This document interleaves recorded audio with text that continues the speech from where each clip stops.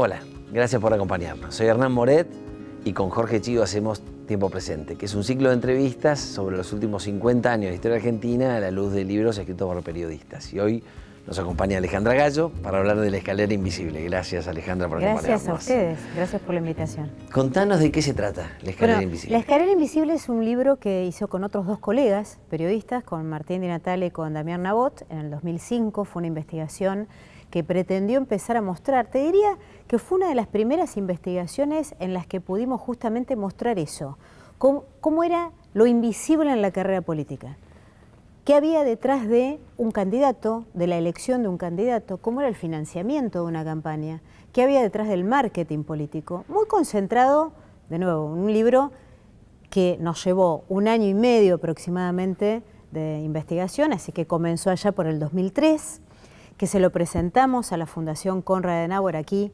en la Argentina y que toma el proyecto y acepta financiarlo y publicar después a través de la Cruz Guía este libro. Pero ¿Cómo se complementaban ustedes los tres? Eso estuvo genial porque éramos 3 periodistas, Martín y Damián bien desde el periodismo político, yo la pata económica, si ustedes quieren, del equipo, y la verdad es que no pensábamos igual los 3. Eso es bueno. ¿No? Y fue genial, eso es bueno. porque pudimos, ni política partidariamente, ni tampoco pensábamos igual desde el punto de vista de qué era lo que nos parecía que tenía que ser lo mejor para la Argentina que venía, ¿no?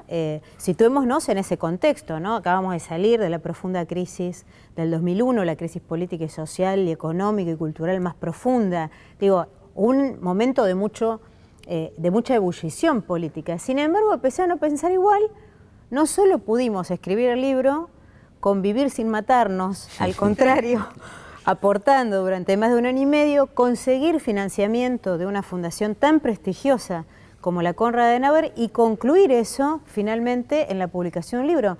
Y sacamos muchos otros después. Así que me parece que como mensaje ¿Muchos otros libros? Sacamos 9 en total, sí. Ah, mira, ¿sobre la misma temática? Sí, el financiamiento de la política. Hay otro que retoma. Después, bueno, Damián por cuestiones personales y familiares continúa su carrera y Martín Di Natale y yo formamos un equipo de investigación que con la Konrad hicimos otros títulos. Y uno que es más cercano, se llama Pobreza y Negocios y retoma de alguna manera mucho de lo que habíamos empezado a investigar en La Escalera Invisible. Hablando de esto, porque daría la impresión que esa escalera se sustenta sobre peldaños, capas geológicas, ¿no? Es decir, que el gasto va como acumulándose en vez de, ¿no? Lo que implica esa carrera política. ¿Cómo se construye eso? Sí, yo repasaba los números, ¿no? Que son muy difíciles de pensarlos hoy. Entonces, nosotros llegamos ahí a la conclusión de que en aquel momento, entre unos 20.000 o 25.000 pesos o hasta 50.000 del momento, pesos del momento, podías financiar una carrera, por ejemplo, de un legislador, ya sea provincial o nacional, ¿no? Hoy esos números son un vuelto. Si nos ponemos a pensar en el costo que implica el marketing político y la campaña política. Pero bueno, también es cierto que ese libro lo que muestra fue mucho lo que pasó durante el menemismo, por ejemplo, que entran a la política figuras no tradicionales, ¿no? Figuras políticas y candidatos políticos que no venían de la política tradicional, que muchos de ellos venían del sector privado, ¿no? O de otros sectores, y por lo tanto iba muy cercano el tema del refresh o refrescar, ¿no? Determinados políticos o caras políticas o trayectorias de la mano de conseguir un financiamiento del sector privado o de algunos sectores para esas candidaturas. Hoy todo aquello hasta suena naif, sí, te diría, ¿no? Porque pasaron un montón de cosas después. Sí, y hoy el financiamiento por lo pronto no es privado, ¿no? Es público, ¿no? Exactamente, exactamente. Tenemos una ley electoral que establece una serie de cuestiones, entre ellas, por ejemplo, la obligación por parte del Estado de financiar los partidos. La reforma del 94, ¿no? Exactamente. De la Constitución Nacional. Exactamente, y la instrumentación de eso, ¿no? Y de que ese financiamiento depende de la cantidad de votos. Tal y cual. de ahí la pelea por los mismos. Y... Ahí se reconoció a los partidos políticos como tales. Así que pasás el 5% y pasás por ventanilla. Ahora digo esto, Alejandra, en esto hablas de financiamiento. Ahora, esto es un costo. Sí. O sea, financiamiento es costo, que alguien lo paga. Y lógicamente, por lo que comentaba Hernán hace un momento, es el Estado. Y el Estado somos nosotros. Exactamente. Y lo que ha crecido ese gasto, ¿no? El gasto, digamos, Seguro. público, para que, capas geológicas, decía Hernán cuando empezábamos, y la verdad que es algo de eso. Y fijémonos que justamente del aumento de ese gasto público, que va como teniendo distintos subcapítulos, ¿no? Y funcionamientos de distintas instituciones u ONGs actualmente en la política, se va engordando cada vez más y seguimos pateando para adelante, sea cual sea el gobierno. Sea cual sea el gobierno, pateamos para adelante el verdadero ajuste. Y hay algo que es muy importante, que es que por la Constitución del 94 y conceptualmente está muy bien que la política tenga un costo, porque la política tiene que ejecutarse y la conducción de una nación está en manos de los políticos. Lo que no está bien es que este sea un gasto acumulable y que no tiene que ver con el resultado final, ¿no? Es decir, que vaya... Un gasto acumulable que nadie cuestiona, que no se actualiza, salvo por la inflación, porque cada vez hay más partidas en ese sentido, y que no tiene auditoría. No tiene auditoría. Porque ¿cuánto discutimos esto, no? La política.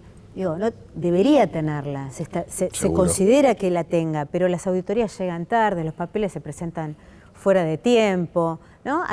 Siempre hay, cuando uno pide determinada información, a pesar de que hay una ley que garantiza el acceso de todos los ciudadanos, no solo de los profesionales de los medios, a la información pública, no se entrega en tiempo, no se presentan muchas de las declaraciones juradas que muchos políticos deben presentar anualmente como mínimo, no se presentan, se presentan a destiempo y no pasa nada. No pasa nada. Y se habla de cajas impunemente como si fuera legal. Claro, totalmente. Y las cajas, se extrae la plata de las cajas en forma ilegal. Y son los mismos detentadores del poder formal. Y se trata públicamente y no hay justicia que investigue y no hay, como decimos, ni siquiera una administración que fiscalice.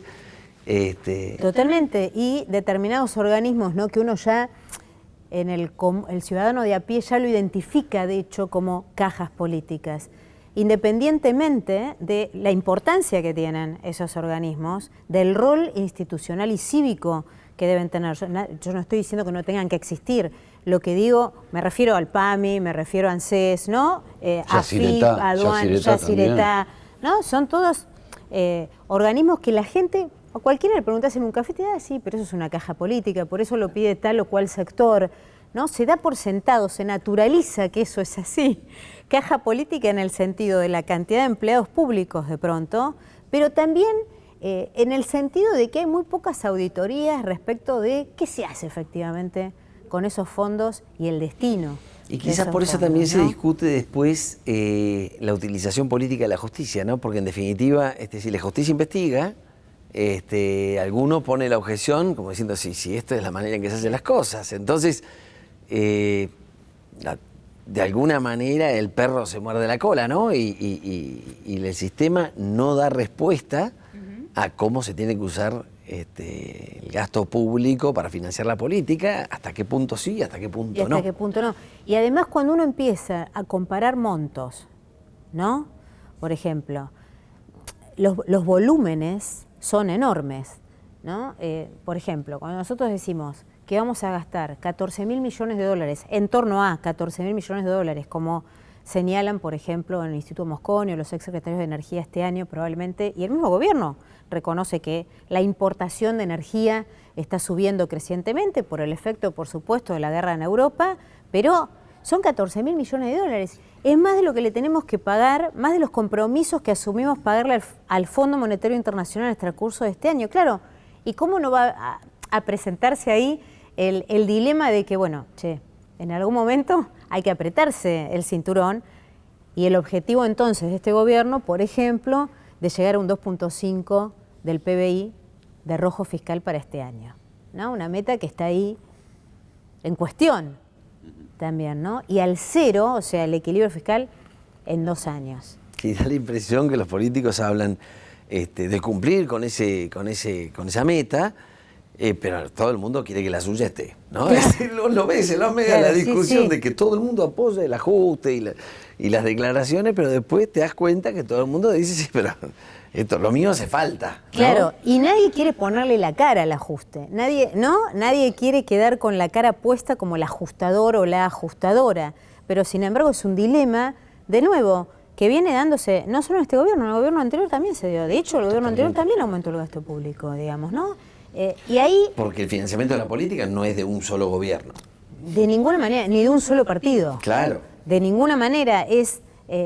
y también, digamos, hay muchas otras organizaciones sociales que hoy están siendo miradas con lupa, que tampoco tienen auditoría suficiente, que manejan fondos, por ejemplo, de asistencia social, que con niveles de pobreza como los que estamos teniendo, superiores al 40%, cercanos al 50%, según dicen a fin de año los especialistas como el Observatorio de la UCA, de Deuda Social y demás, bueno, obviamente que lo que en el fondo se está pateando, me parece a mí, no es solo la discusión sobre cuánto hay que ajustar o si hay que ajustar o no, sino a quién sí le mantenés los fondos públicos para asistencia, quién legítimamente lo necesite, por cuánto tiempo, cómo se hace un periodo de transición y a quiénes realmente no. Seguro. Da la impresión que la política hace de estas crisis una oportunidad, ¿no? Porque en definitiva todo lo que lamentamos, la aparición de estos planes, no por los planes, sino que por el drama social que había, termina siendo utilizado y como decís vos, de alguna manera también termina siendo resistido para ser resuelto, porque en definitiva hay gente que lo administra y hay gente que lo... Bueno, y todas estas discusiones que se están dando también respecto de cuando esos recursos se van terminando, porque claro, el dinero no es infinito y la emisión tampoco la es. En algún momento, digamos, ¿no? Hay una contracara no deseada de eso, la inflación, por ejemplo, ¿no?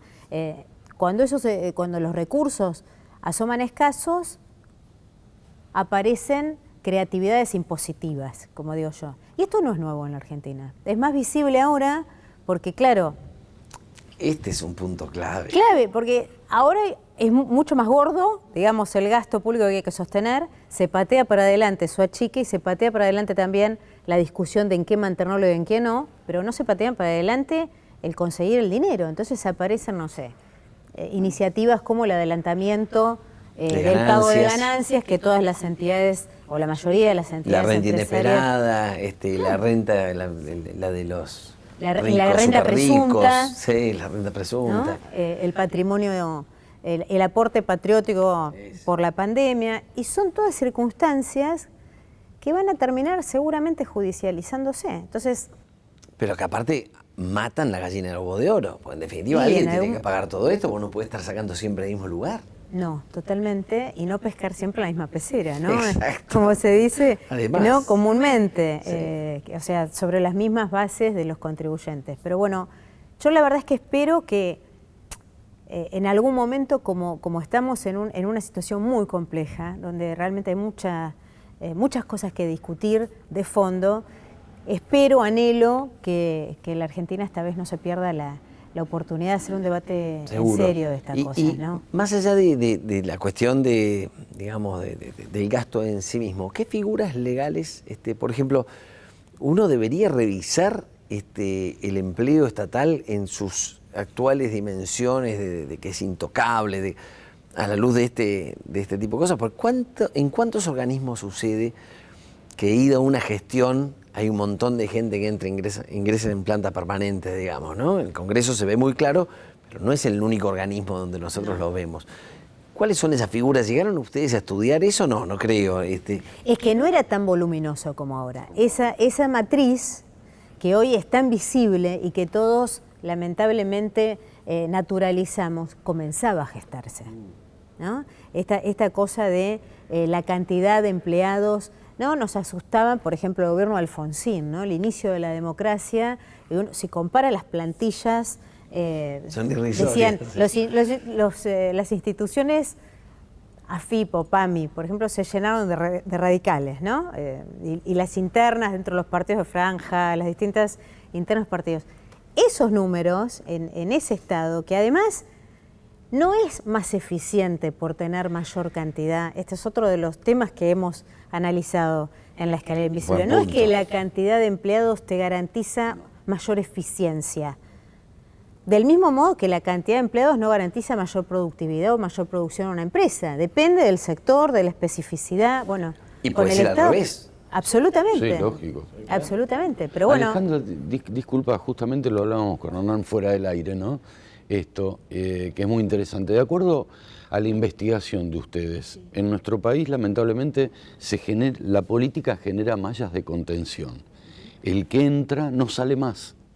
No es como en otras culturas, diríamos, Estados Unidos, tanto que se habla de Estados Unidos, o muchos países de Europa, que la persona termina, agarra su valijita, sus papeles y se va a su casa. Angela Merkel. Bueno, por ejemplo, Clinton. ¿no? Después de 16 años. Claro, y acá genera mallas de contención, que es lo que estás detallando justamente, que entran al Congreso o entran a PAMI o donde fuere, no importa, y quedan.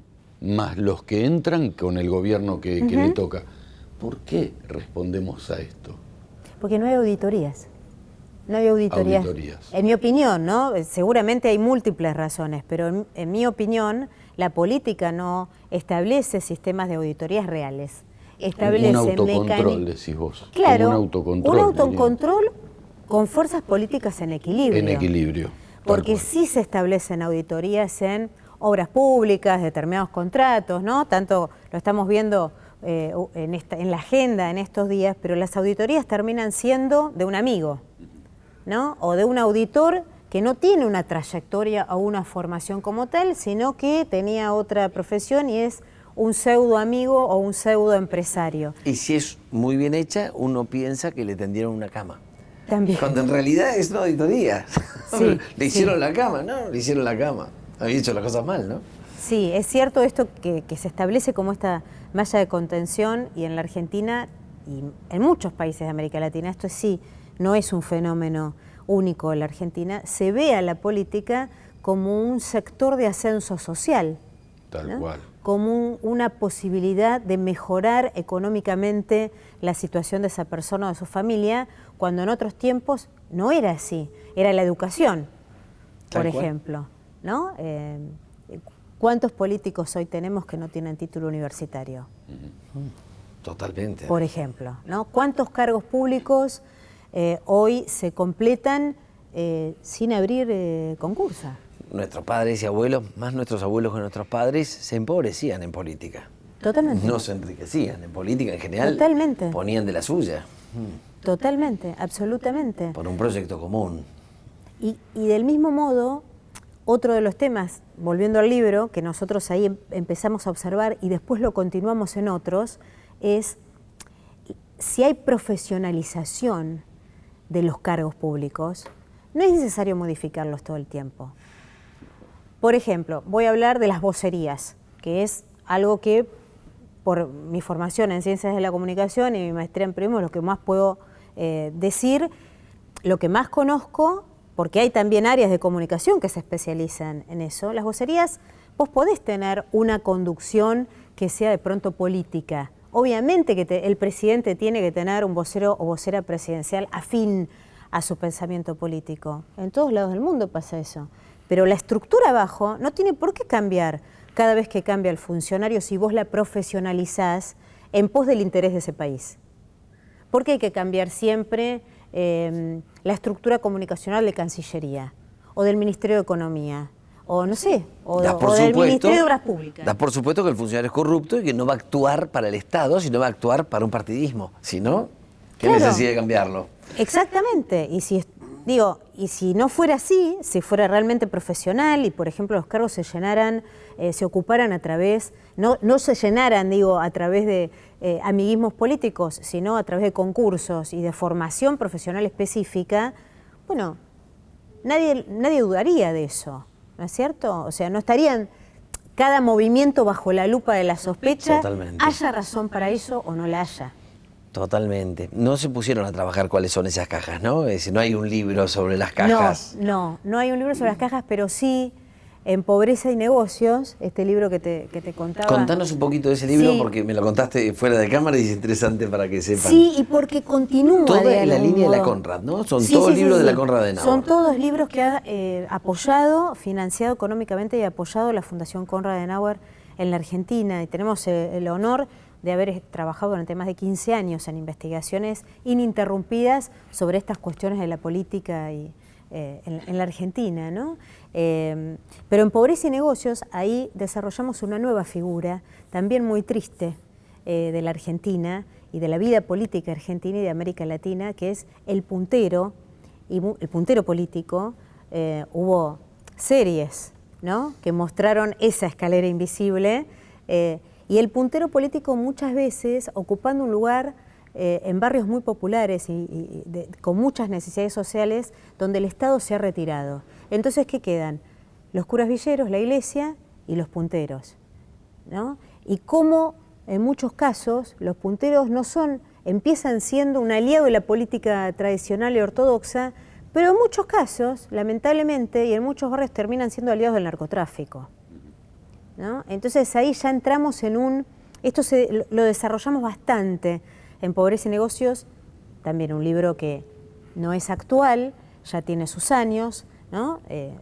Pero, por ejemplo, nosotros llegamos ahí a investigar que los chicos que trabajan, los menores, que trabajaban en aquel momento en las cocinas de Paco, ganaban 2.000 pesos semanales. Llegaban a ganar hasta 2.000 pesos semanales cuando, no sé,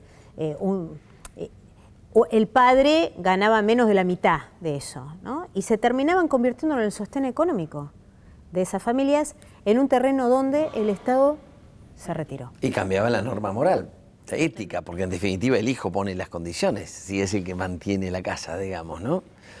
Y eso Ahora, también... Disculpa, Hernán, No sé.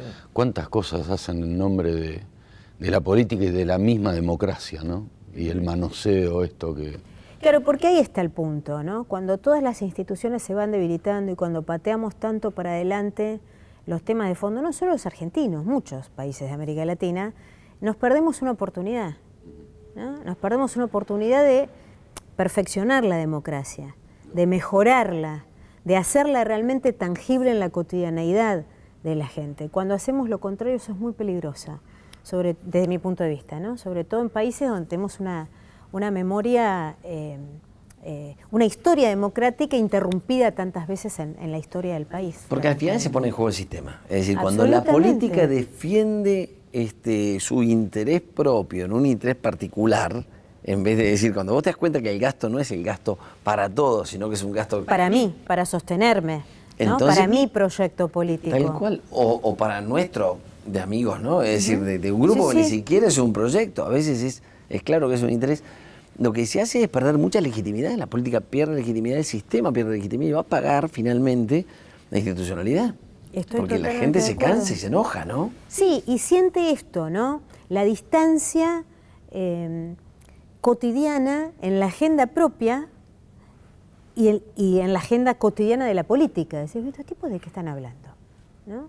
Si yo tengo 3 trabajos para llegar a fin de mes, o tengo que sumar changas para... ¿no? Se empieza a producir una distancia enorme, una soga que se tensa y puede romperse entre las necesidades de la mayoría de la gente que habita un país y las necesidades de la política. Y eso es lo más complicado para la democracia. Alfredo Zitarrosa decía que la ley es tela de araña porque se le escapan los más grandes y se queda con los más chicos, ¿no? Y yo cuando veía las protestas, y no es porque sea un dirigente u otro el que es enjuiciado, pero cuando se discute a la justicia en causas de corrupción, es como escupir al cielo, ¿no? Es decir, en definitiva, alguien tiene que investigar, alguien tiene que fiscalizar, sea de uno o de otro partido, por supuesto, los que hayan hecho cosas, porque si no, en definitiva, no tiene fondo, ¿no? No, y además porque se supone que la justicia es como el voto, nos iguala a todos. La justicia debe igualarnos a todos frente a la ley, el voto nos iguala a todos frente al derecho democrático de ejercer el voto. Y esto hay que defenderlo. Así es, y yo creo que con esta frase perfectamente le agradecemos a Alejandra, le agradecemos a la gente que nos estuvo acompañando. Hemos cerrado un lindo capítulo en Tiempo Presente. Muchas gracias, Alejandra. Muchas gracias a ustedes. Gracias.